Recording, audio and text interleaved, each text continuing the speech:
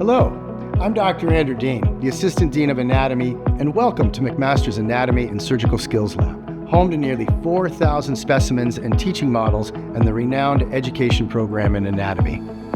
The Anatomy Lab is a focal point for many programs across the Faculty of Health Sciences and is a key component to the faculty's innovative, problem-based learning approach.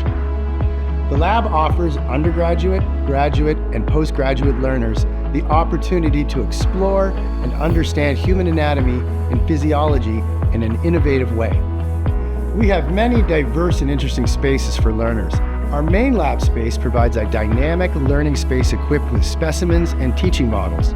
The Surgical Skills Lab is where future surgeons develop skills and knowledge.